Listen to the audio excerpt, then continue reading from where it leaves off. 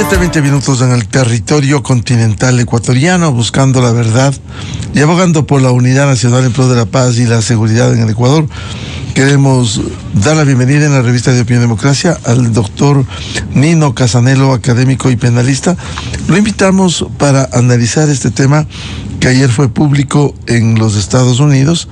La Fiscalía de Nueva York, la Administración de Control de Drogas del DEA y otras instituciones gubernamentales presentaron cargos formalmente contra alias Fito ante un tribunal de Brooklyn. Doctor Casanelo, ¿esto va a facilitar en el escenario que fuese detenido Fito en donde esté, porque hay una alerta roja contra él en la Interpol Internacional? Si es detenido, ¿se facilitaría la extradición hacia los Estados Unidos? Muy buen día, doctor Casanelo. Muy buenos días, Miguel. Un saludo a toda la audiencia de Democracia TV. Efectivamente, se trata pues de cargos a nivel de Corte Federal. Los cargos concretamente son conspiración para el tráfico internacional de drogas, así como el tráfico de armas desde los Estados Unidos hacia el Ecuador, actos de corrupción en la Administración de Justicia con la finalidad de mantener una estructura que se dedicaba al tráfico de drogas con destino a Estados Unidos, y finalmente pues atentados y la aparente dirección de varios actos de violencia contra funcionarios públicos y miembros de la Administración de Justicia ecuatoriana. Todos estos cargos que a nivel de Corte Federal tienen una incidencia porque afectan los intereses, pues así lo considera el Departamento de Estado, afectan los intereses del Estado norteamericano, toda vez pues que todas estas actividades se han dado en el marco de introducir sustancias catalogadas a fiscalización en este país y ha generado los efectos que usted y yo conocemos. Se trata de un delito federal y claro, si esto mañana deviene en una detención del ciudadano aquí en el Ecuador, en un tercer país, donde además tiene aquí o estaba cumpliendo una sentencia, pues eventualmente la Interpol lo pondrá a disposición de las autoridades ecuatorianas. Y con este nuevo proceso que se ha abierto, la justicia americana solicitará la extradición de alias Fito para su procesamiento en la ciudad de Nueva York. Cabe mencionar que es la misma corte que en su momento procesó al señor Joaquín Guzmán Loera, denominado el Chapo Guzmán, y ciertamente pues son cargos muy similares y marca tal vez, digámoslo así, con fuerza una política pública norteamericana que ya no solo se centra en destacados, digámoslo así, delincuentes de México, sino que empieza a ver hacia nuestra región, empieza a ver hacia el Ecuador, y en este caso es, digamos, la figura más visible de la banda denominada Los Choneros, ¿no? Es decir, con esta formulación de cargos, ¿se viabiliza esta posibilidad de la extradición o habrá que hacer trámites adicionales? ¿Cómo funcionaría esto en el escenario que se ha detenido Fito? Bien, primero habría que establecer dónde lo detienen, ¿no? Suponiendo que fuera en el territorio ecuatoriano, pues lo pondrían a disposición de las autoridades ecuatorianas y eventualmente el gobierno norteamericano iniciaría un proceso de extradición, ¿sí?, ante el gobierno del Ecuador. Esto va a ser un juicio de extradición, se lleva ante la Corte Nacional de Justicia y ante la resolución de la Corte Nacional de Justicia, él podría ser extraditado hacia los Estados Unidos. Una situación análoga, no idéntica, pues porque, digamos, tienen tramitologías distintas, se vivió en el caso del señor Guzmán Loera en su momento, pues cuando fuera capturado y en su momento enviado hacia los Estados Unidos en calidad de extraditado. Va a ser una situación muy similar, ¿no? Hay un tratado vigente de extradición con los Estados Unidos de América y además a partir de la reforma constitucional que abolió la prohibición de la extradición de nacionales, ¿sí?, la llamada extradición pasiva, pues en ese sentido va a ser perfectamente viable. ¿Y cuáles son los cargos que se formula? ¿Qué le podría conllevar a Fito? Bien, son cerca de 7 cargos, pero básicamente es conspiración para tráfico de drogas, conspiración para tráfico de armas desde Estados Unidos, atentados y actos de corrupción en la justicia, digamos, con más y menos matices, ¿no? La pena mínima, que es muy poco probable que se la apliquen, dada la cantidad de cargos y la contundencia de los elementos que la Fiscalía, por lo menos de manera pública, ha denunciado, un mínimo de 10 años hacia una cadena perpetua por acumulación de penas. Ahora, Eso solo se podrá saber el día que llegue la sentencia. Más o menos que usted tendrá una correlación con lo que ha pasado con el señor Guzmán Loera, con lo que ha pasado con otras personas vinculadas en su momento a actos de corrupción en el gobierno mexicano. Son nuestras mejores referencias. Pero podría enfrentar en el peor de los escenarios cadena perpetua en Estados Unidos de América. Doctor Casanelo, ¿se podría calificar como un golpe contra las mafias esta decisión de la justicia americana de formular cargos y luego de reclamar para sí el juzgamiento, en este caso en Brooklyn?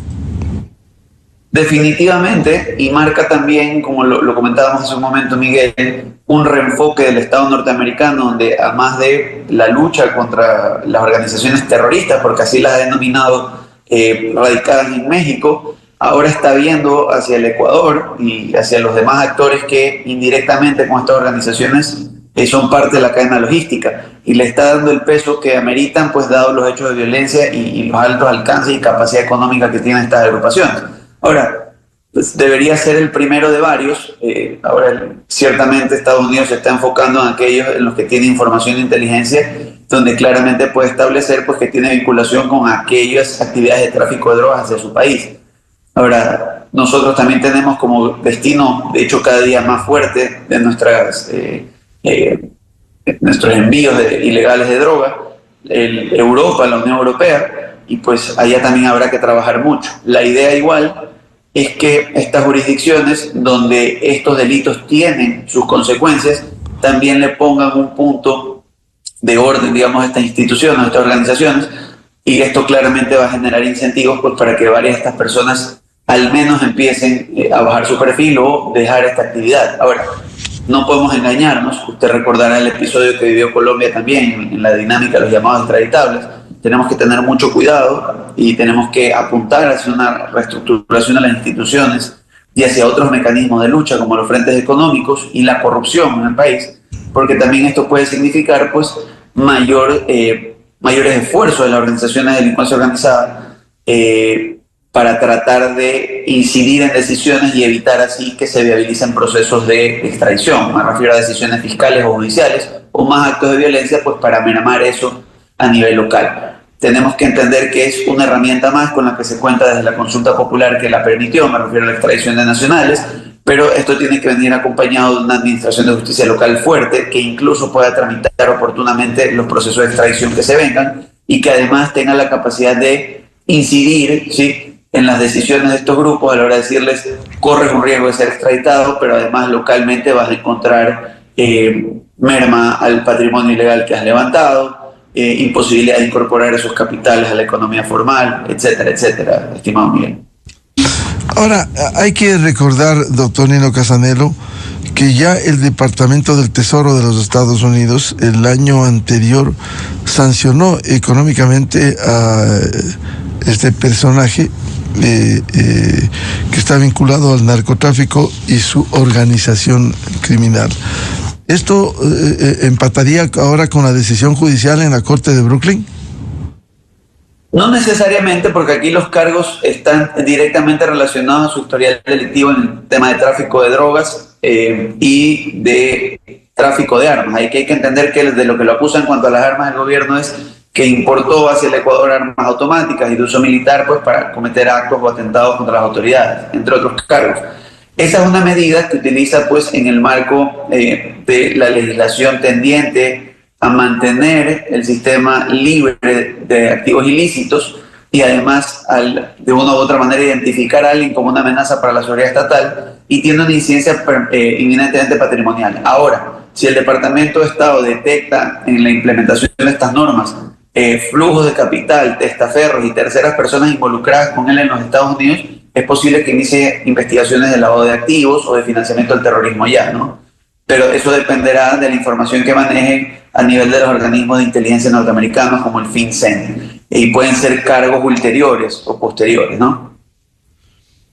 ¿En el proceso esto avanza o se espera la detención para formularle cargos a Fito? Realmente la presentación de cargos, tal y como ha sido señalada al momento, va a implicar la necesidad del señor Fito de señalar una defensa técnica, ¿no? Pero eventualmente, pues, la búsqueda del Departamento de Estado por una eventual extradición va a ser inminente, pues como lo era con el señor Guzmán, pues para que él cumpla su condena ya. Ahora, se entiende que la Interpol sigue rastreando con la policía ecuatoriana para ubicar a Fito. Siempre. Y eso no responde necesariamente a la decisión del Departamento de Estado norteamericano. Recuerde usted que el ciudadano Macías ya tenía una sentencia que estaba cumpliendo y pues está prófugo, fugó de la cárcel en diciembre del 2023, hacia enero, y esto pues ha activado los protocolos de Interpol para buscarlo, capturarlo y ponerlo a disposición de las autoridades ecuatorianas. Esa es la orden principal que está vigente. Ahora, si fuera detenido ante la justicia norteamericana con una orden vigente de detención, pues sería puesto probablemente a disposición de los jueces de Brooklyn, ¿no? ¿Y un proceso de extradición demora, se toma su tiempo o pudiera actuarse como se ha visto? Usted citaba el caso de Chapo Guzmán, que fue de alguna manera mucho más ágil el envío de México hacia Estados Unidos. En el caso de la jurisdicción ecuatoriana, pues tiene su propio trámite, tendría que agotarse ese debido proceso, pero los tiempos también estarán de alguna manera a disposición del empuje que le puedan dar el Departamento de Estado norteamericano, la Cancillería ecuatoriana y claro que sí, el presidente de la Corte Nacional de Justicia en su tramitación, pues no. Tendremos que, de alguna manera, además por la importancia que tiene, siendo un requerimiento del principal socio comercial, mantenerlo pues de forma activa y progresiva en su desarrollo. Es un proceso, debo decirlo, que en los tiempos normales dura bastante, puede llegar a durar años, pero entenderíamos que aquí habría un esfuerzo interesante por acelerarlo, ¿no? Si se diera esta situación y suponiendo que fuera capturado en Ecuador o en un tercer país que lo remita al Ecuador. De hecho, claro. Sí. Si fuera de Estados Unidos, perdón, Miguel, si fuera detenido en los Estados Unidos, sin perjuicio que fuera juzgado allá, eventualmente el Ecuador también podría iniciar un proceso de extradición, pues para que termine de purgar las penas acá y enfrente los nuevos juicios, uno de ellos el de fuga, ¿no? Por cierto, mejor sería que sea procesado en Estados Unidos que en el Ecuador, sabiendo cómo funciona la justicia ecuatoriana y cómo incluso se fugó en enero del año anterior. Sería importante que se sienta el precedente también, o sea, sin perjuicio que nuestra justicia, nuestra administración de justicia sí tiene que solucionar este caso y volverlo a poner a disposición y hacerlo cumplir la pena que quedó pendiente, porque eso es parte también del Estado de Derecho. Sin duda que simbólicamente hablando, el hecho de que sea el primer caso de una persona vinculada a grupos de delincuencia organizada, de narcoterroristas, que va a purgar una pena y probablemente cadena perpetua en Estados Unidos, sería un fuerte mensaje para la lucha contra la delincuencia organizada en el país, ¿no? Eso es algo que creo que todos aspiraríamos. Claro, una acción que determinaría la tarea cumplida durante meses en la persecución tanto de la policía ecuatoriana cuanto de la Interpol. Ahora, decía doctor Casanelo, ¿esto puede tomar su tiempo o esto queda en decisión de la justicia ecuatoriana de resolver? Si es aprehendido, enviarlo a que responda por los cargos en la Corte de Brooklyn. Claro, y la extradición y por el debido proceso igual tiene su trámite donde el juez de la Corte Nacional, y esto le digo, y esto suponiendo que lo encontraran aquí en el Ecuador, lo pusieran a disposición de las autoridades y el Departamento de Estado formalmente haya solicitado, haya requerido su extradición. Súmele a eso todos esos pasos y el tiempo es todavía mayor. Pero si ocurriera, hay un trámite donde entre otras cosas se validan cuestiones de la ley de extradición, ¿sí? Entre ellas, pues, que el delito sea delito en ambos países, la incidencia o responsabilidad del ciudadano con fuertes elementos suficientes, que no haya sido juzgado por las mismas causas en otra parte, etcétera, etcétera, ¿no? Entonces, todo eso igual es parte de un debido proceso, igual él tiene la posibilidad de acceder a una defensa, pero en tiempos y en empuje, obviamente va a incidir mucho lo que puede hacer el Departamento de Estado norteamericano y la Cancillería, para de alguna manera agilitar un proceso que además creo que fortalecería nuestros vínculos a nivel internacional con nuestro vecino país y mandaría un mensaje fuerte al Ecuador en su compromiso en la lucha contra el narcotráfico, ¿no? Y si fuese encontrado con la ayuda de Interpol en algún otro país, ¿esto pudiera facilitar dependiendo de los acuerdos que tenga Estados Unidos con ese país? Claro, o el mismo Ecuador. Ahí podríamos ver el caso de que Ecuador solicite su extradición o lo pongan a disposición por la orden de Interpol de las autoridades locales, o en su defecto que estando detenido allá con una orden vigente de detención del Ecuador, transita hacia el Ecuador y eventualmente se ejecute la orden de extradición o la solicitud de extradición más bien. Lo importante, Miguel, es donde él tenga una orden que genere una petición a Interpol. Si Interpol lo encuentra en otro país, salvo que haya cometido algún ilícito en ese país, Interpol lo va a poner a órdenes de la autoridad que emitió la orden original. Y actualmente esa orden tiene que ver con la sentencia ejecutoriada que estaba atravesando él, pues, y de la cual fugó en diciembre del 2023. Ayer en los cargos que se formulan en la Corte de Brooklyn se argumentaba que este es un mensaje claro de que nadie que impulse el comercio legal, el comercio letal e ilegal esté fuera del alcance de la justicia. Es decir, ¿esta es una acción permanente que tiene la justicia americana?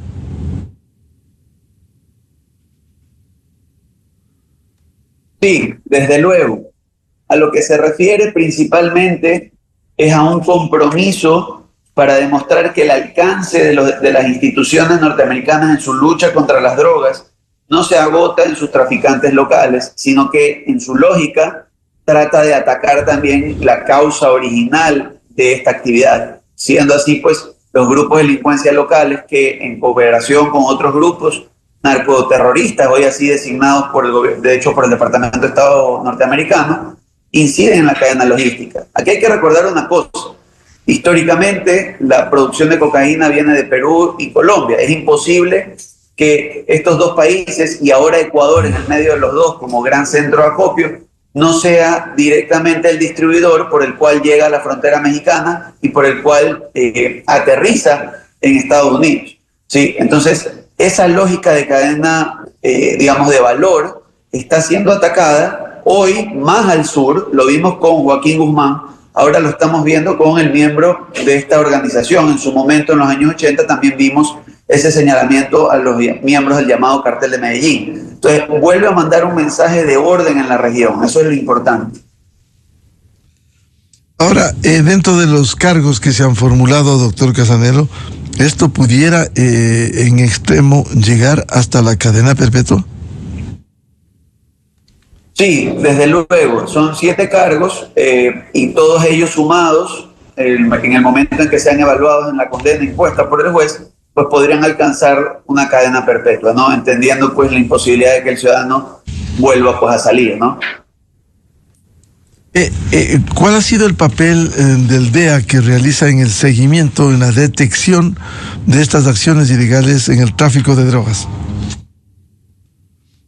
Ciertamente los informes de la Agencia de Lucha contra las Drogas pues, han sido sustanciales, pero también hay esfuerzos de otros departamentos como Seguridad Interna o Borderline Security y otras agencias como el FBI. Sabemos pues que hoy la lucha contra las drogas en sus dinámicas multiarísticas con afectaciones federales obligan a la colaboración internacional, porque además hoy, al haber sido consideradas organizaciones terroristas, y eso es lo importante de la declaración que firmó el presidente Trump a escasos días de su mandato, hoy hay otras agencias que participan también con su capacidad de inteligencia en el análisis de los riesgos y contingentes de estas organizaciones. Entonces estamos hablando tal vez de un reenfoque en la dinámica de seguridad nacional de Estados Unidos que puede tener interesantes consecuencias en nuestra propia lucha por retomar la seguridad interna, estimado Miguel. Entonces, claramente es un avance procesal, pero además nos muestra que tal vez las agencias, que además históricamente habían tenido ciertas discrepancias en sus enfoques en las investigaciones, pueden estarse adaptando alrededor del concepto de que estas organizaciones, me refiero al cartel de Sinaloa, con quien lo han relacionado directamente al ciudadano Macías, son organizaciones que afectan la seguridad nacional norteamericana. En el escenario que ayer no hubiese formulado cargos formales la Fiscalía de Nueva York, el DEA y otras instituciones gubernamentales, y en el caso de ser aprehendido Fito en el Ecuador o en otro país, esto podría haber demorado más, primero para la formulación de cargos y luego para buscar la extradición. Esto da luz verde para facilitar la extradición de este personaje. Realmente esto es el primer paso para que exista una solicitud formal de extradición, porque ya está siendo procesado en Estados Unidos, lo quieren procesar en Estados Unidos.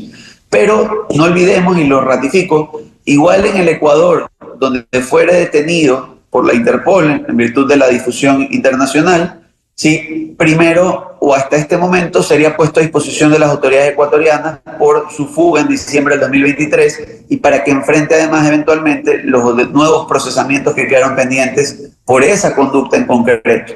Luego de eso, pues, mientras atraviesa esa condena y además mientras enfrenta esos nuevos juicios, podría llegar una solicitud de extradición norteamericana eventual, ¿no?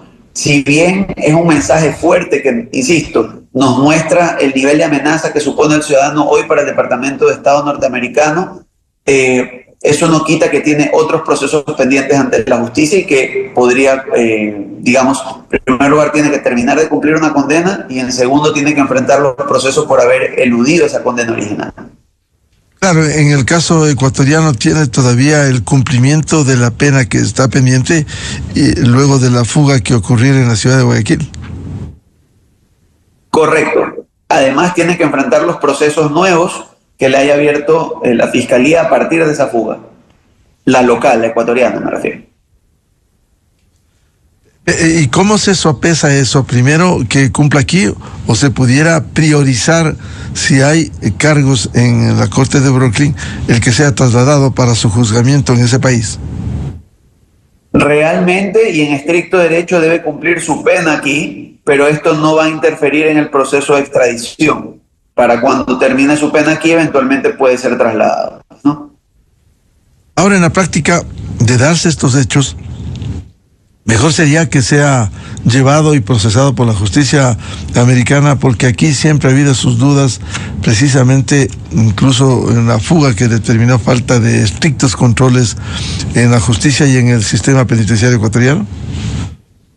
Lo correcto es que cumpla su pena ante la justicia ecuatoriana, que enfrente los nuevos procesos ante la justicia ecuatoriana y en el interín, si de alguna manera existen méritos en el proceso norteamericano para ser juzgado, que sea extraditado eventualmente. Todas las penas, Miguel. En ese sentido, se trata, pues, y sin ensañarnos contra el ciudadano Macías, ni cualquiera que estuviera en su posición, lo que tiene que primar en el Ecuador es el Estado de Derecho y lo que tiene que primar en los Estados Unidos de América es el Estado de Derecho. Tiene que cumplir todos sus procesamientos y tampoco el Ecuador puede, de una u otra manera, delegarle esto simplemente a la justicia norteamericana. Tiene que aplaudir, sí, la visibilización que le ha dado al caso y la entereza con que el Departamento de Estado lo está abordando como un problema de seguridad interna. Eso desde luego. Y es algo que desde la consulta popular en la que se logró, pues nos muestra este primer resultado, este primer gran anuncio, si es que detuvieran al ciudadano. Pero fuera de aquello, tiene que cumplir todas las condenas, Miguel, porque también nuestra Administración de Justicia y nuestro Estado de Derecho tiene que reafirmarse con él y con cualquier persona que de una u otra manera se vincule a actividades de delincuencia organizada y tráfico internacional de drogas. Desde luego, en el caso ecuatoriano tenía algunos cargos que le habían llevado a penas acumuladas, me parece más de 30 años, que es lo que estaba cumpliendo. Un poquito menos, porque hay que ver la aplicación de las penas y los regímenes, digámoslo así, atribuibles dependiendo de la fecha en que fue condenado, ¿no? Pero sin perjuicio de ese cálculo, un poco lo que le indico es que el procesamiento en los diferentes lugares y las solicitudes de extradición las tendrá que enfrentar una a una. Y ahí un poco el mensaje que quiero darle a la ciudadanía es, sin perjuicio de que es nuestro principal socio y estamos mostrando un esfuerzo conjunto en la lucha contra la delincuencia organizada, tiene también que de alguna manera hacerse notar el Estado de Derecho de nuestro país. Es tan importante como el hecho de extraditarlo.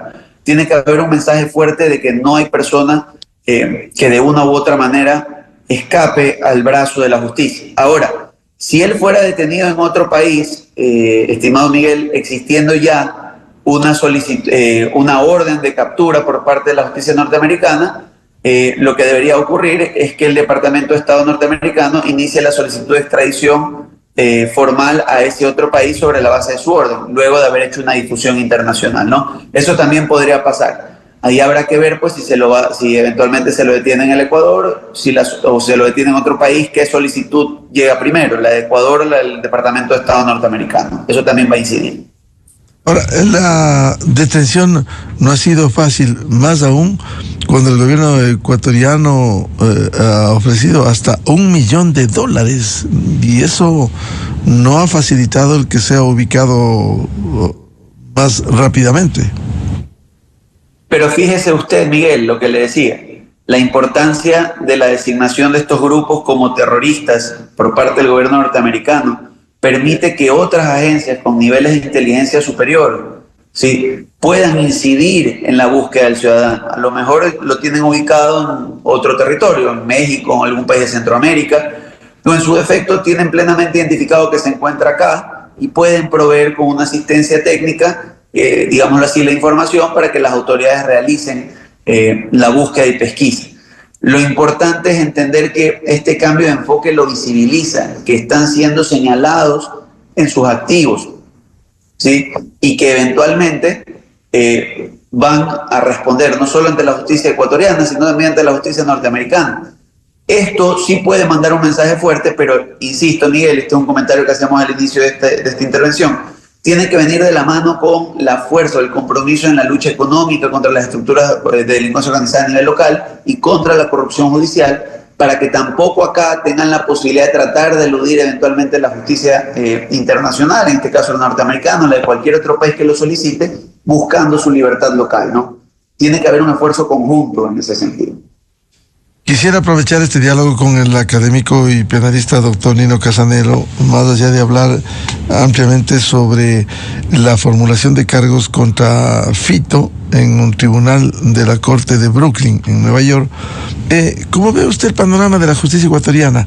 El Consejo de Participación Ciudadana, que es el llamado a designar las autoridades de control, tiene en suspenso, por un lado, la designación de los vocales del Consejo de la Judicatura, el órgano administrativo y disciplinario de la justicia.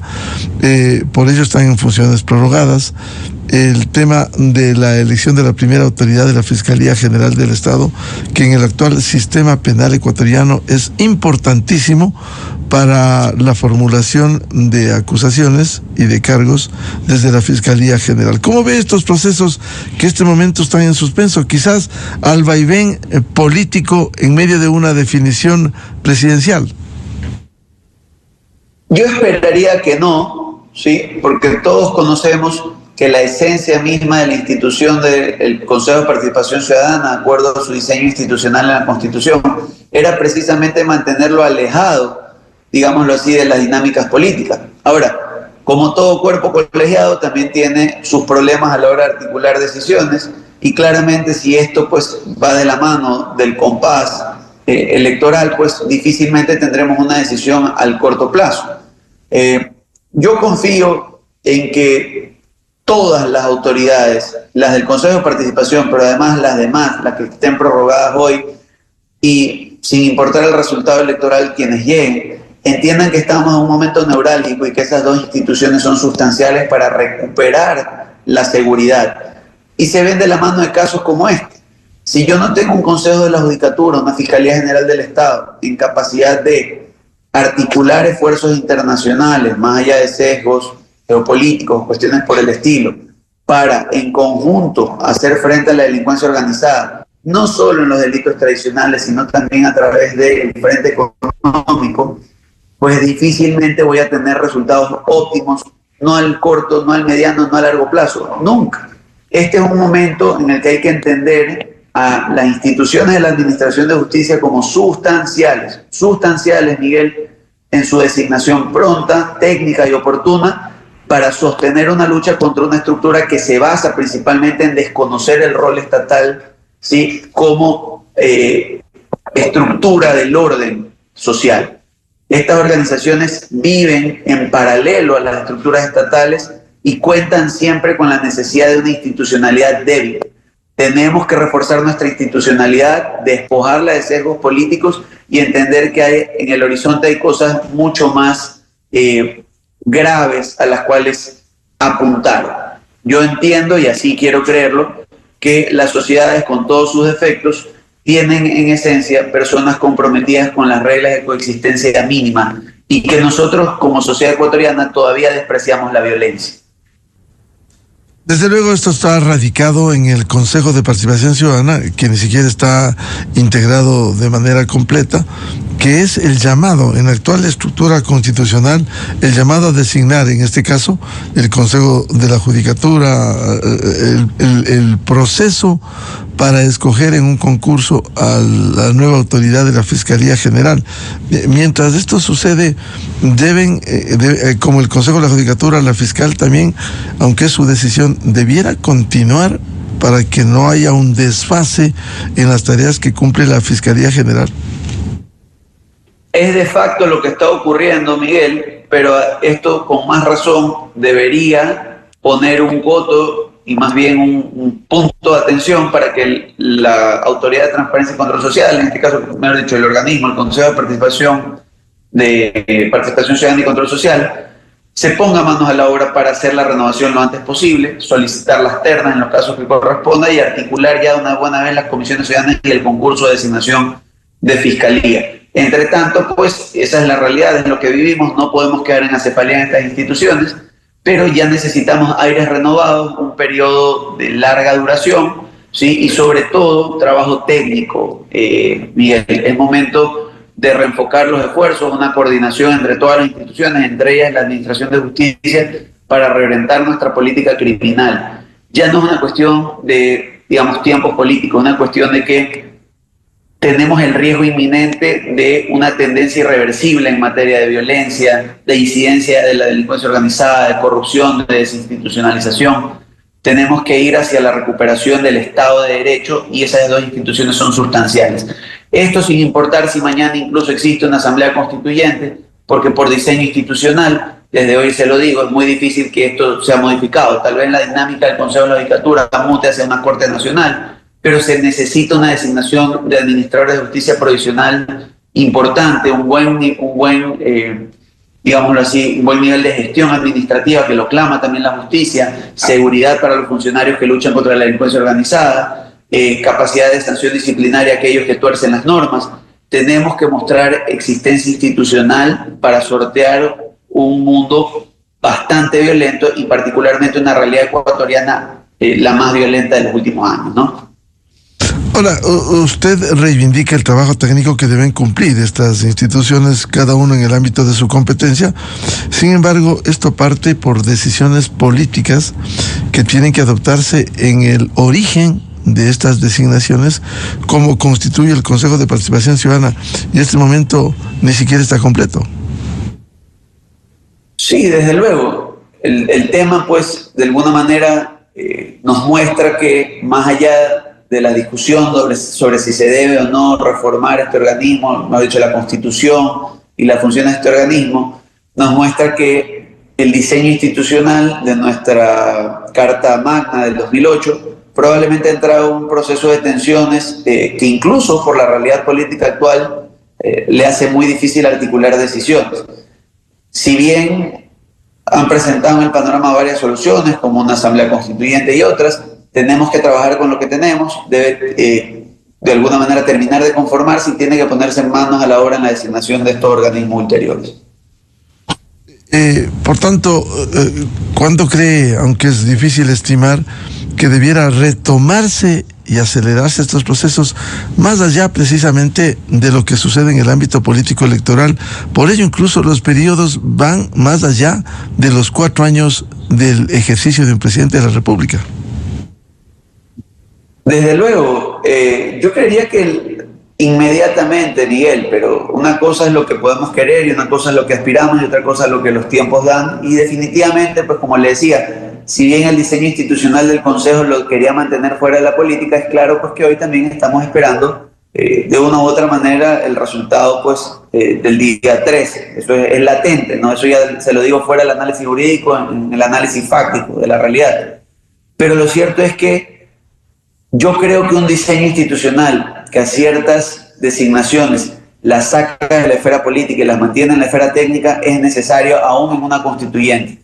Y el Consejo está a tiempo, tiene valiosos funcionarios ahí también, consejeros actuales, que tienen la capacidad de alguna manera, mantener o demostrar que un diseño apolítico en lo técnico es posible, en los órganos de fiscalización es posible. Sin embargo, pues veremos, y probablemente no estará en el horizonte cercano, y esto sí significará de facto la prórroga en las funciones de las personas que están hoy en estas dignidades, ¿no?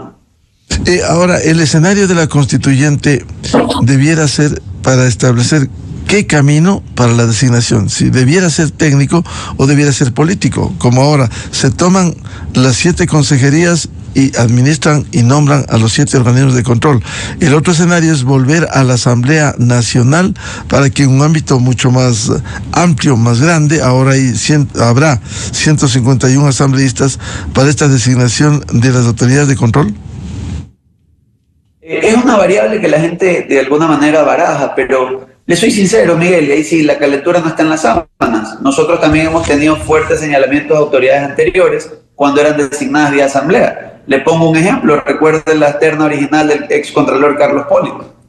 ¿Sí? Entonces, eso no es una garantía de nada al final del día. La única garantía es que las instituciones, en el momento en que detectan actos de corrupción o la omisión de controles, actúen a nivel político y a nivel judicial. Lo que tenemos que aspirar es una constitución, y eso sí es un tema interesante si genera una constituyente, más aterrizada en la realidad política actual, a qué puede cubrir un Estado y qué no en cuanto a derechos, en qué implica esto de las partidas presupuestarias, y en función de una realidad de recursos económicos, enfocarse en los temas puntuales, administración de justicia, salud, educación, seguridad, y empezar tal vez a dejar de lado una economía muy programática, hacer inversiones en sectores puntuales, empezar a flexibilizarse en la capacidad de generar acuerdos bilaterales de inversión, en la seguridad jurídica para las compañías que quieran invertir aquí, sea en la explotación de recursos no renovables o no. O sea, lo que tenemos que ir es una gran discusión de realidad económica que se plasme en una constitución viable para un Estado, porque también es cierto, y esto hay que reconocerlo, ya fuera de los temas que usted me comentaba y como comentario final, hay que reconocer que parte del problema de gobernabilidad que hoy vivimos en el Ecuador es que tenemos una declaración muy extensa en muchos aspectos, no solo de derechos, sino también de obligaciones estatales, que en la práctica se nos está haciendo muy difícil cumplir. Entonces creo que si una lección nos dio la Constitución del 2008 con todas las cosas buenas y malas que trajo, es que también tenemos que saber prever un marco de derechos y de instituciones adaptable a nuestra realidad económica, no solo para hoy, sino para los próximos 15 o 20 años, ¿no? Bien, muchas gracias, como siempre, la atención al doctor Nino Casanelo, penalista y académico, para hablar sobre la posible extradición de Fito si es detenido, y también de estructura jurídico-constitucional y de la justicia ecuatoriana. Nino, muy amable. A usted, Miguel, y un saludo a la audiencia. Muy buenos días. Muy gentil. 7:59 en el territorio continental ecuatoriano. Vamos a una pausa y ya volvemos. Diálogo previsto con el exministro de Economía y Finanzas, Mauricio Pozo, sobre este tema de ayer, la noticia de ayer, los aranceles que impusiera el presidente Donald Trump a gran parte de los países del orbe, entre ellos el Ecuador. En el caso ecuatoriano, con la tarifa más baja, el 10% de aranceles. Y vamos a hablar también sobre cómo proteger a la dolarización en medio de estos saltos y brincos que se ha dado durante la campaña electoral. Desde 1984 con Gonzalo Rosero. La revista de opinión Democracia. Siempre líderes, siempre confiables. Enseguida regresa Miguel Rivadeneira.